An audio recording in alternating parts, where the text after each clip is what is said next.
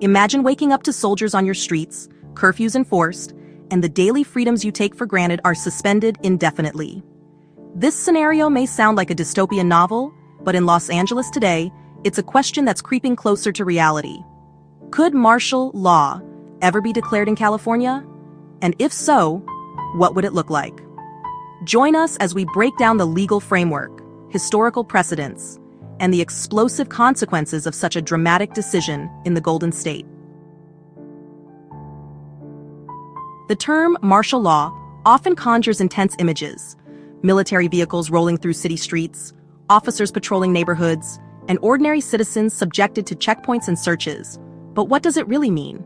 At its core, martial law is the temporary substitution of military authority for civilian governance during times of extreme emergency. This measure can involve the suspension of certain constitutional rights, such as protection against unreasonable searches, freedom to gather peacefully, and even habeas corpus, the legal safeguard against being detained without valid reason. Martial law in the United States has always been rare and controversial. The Posse Comitatus Act, passed in 1878, generally prohibits federal military forces from engaging in domestic law enforcement. However, exceptions exist, particularly under the Insurrection Act, which allows the president to deploy troops during instances of rebellion, public unrest, or significant threats to public safety.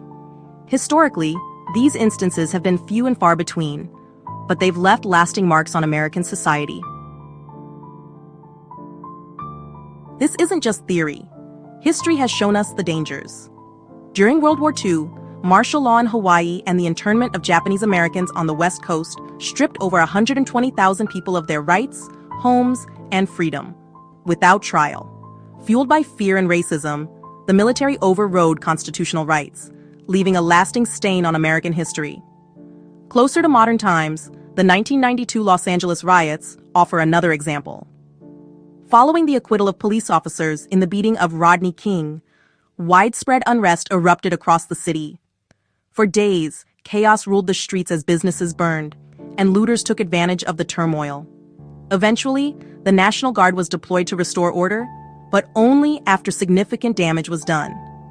The deployment wasn't martial law per se, but it illustrated how military intervention in civilian matters can escalate tensions rather than resolve them. So why is martial law even a topic of discussion in California today? The state, and Los Angeles in particular, is grappling with a perfect storm of crises. Homelessness has reached unprecedented levels, with encampments sprawling across neighborhoods like Skid Row and MacArthur Park. Rising crime rates and heated debates over immigration policies have eroded community trust in both local and federal authorities. Recently, a federal judge blocked the deployment of National Guard troops to Los Angeles. This decision followed a controversial effort by the federal government to conduct high-profile immigration raids in the city. The sight of troops alongside immigration and customs enforcement agents has ignited widespread protests, with critics condemning the administration for transforming neighborhoods into militarized zones. On June 14, 2025, a wave of protests is expected to sweep the nation, with more than 2,000 planned events in cities big and small. Los Angeles remains the epicenter, with daily demonstrations outside federal buildings downtown. Local officials are scrambling to manage these tensions, arguing that the military presence is only inflaming public dissent. If these protests were to grow unruly or violent, the federal government might see martial law as the only viable option to restore order. But what would that look like? What would daily life look like under martial law in California? Suspension of civil liberties. Imagine being unable to leave your home after dark due to a mandatory curfew. Public gatherings would be prohibited, freedom of speech curtailed, and press freedom suppressed. The very rights that define democracy could be paused indefinitely.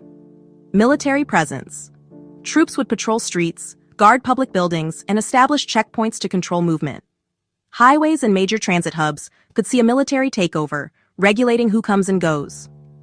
Override of local laws. State and local governments might lose authority, replaced by federally appointed military leaders. Local ordinances could be sidelined, leaving communities subject to decisions made far from their homes. Civil unrest. History shows that martial law often stirs the very unrest it seeks to quell. Public distrust of military oversight could spark further demonstrations, creating a vicious cycle of resistance and suppression. Martial law isn't just soldiers on the street, it's the dismantling of freedom and community. It's important to remember that martial law isn't absolute.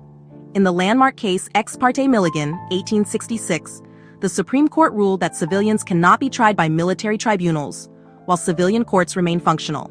However, in a true state of emergency, courts themselves might close or delay operations, leaving citizens without immediate legal recourse. The repercussions of martial law in California would ripple far beyond the state. As the world's fifth-largest economy, California plays a critical role in global trade and finance. Disruptions at major ports like Long Beach could stall international commerce, shaking markets worldwide. On the political front, imposing martial law in California could widen the already significant rift between red and blue states. Other states could view it as a blueprint for justifying military action in their own emergencies, potentially setting a risky precedent. Martial law is an extreme and uncommon step, yet California's ongoing struggles bring it into sharp focus. While the immediate goal might be to restore order, the long-term consequences could fundamentally alter the American social contract. The question isn't just whether martial law is possible, but whether it's justifiable, and what it says about the state of our democracy. The possibility of martial law raises tough questions about power, freedom, and trust. What do you think? Could martial law be declared in California? And if so, how would it impact everyday life? Share your thoughts in the comments below, and don't forget to like, subscribe, and hit that notification bell for more in-depth analysis of today's pressing issues. Let's keep this conversation going and work together to understand the challenges shaping our future. Thank you for watching. See you in the next one.